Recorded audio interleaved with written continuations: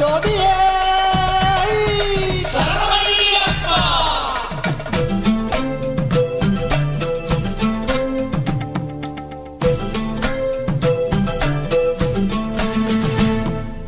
என் மனமும் ஐயாவும் தங்கரகம் பகவானே நீ அதிலே நாடும் ஊர்வல மரணம் நாகோரும் உன் அடியோர் சொல்லும் ஒவ்வொரு சரணம் அலை மீது உன் செவியில் அது தேனாய் பாய்ந்திடணும்.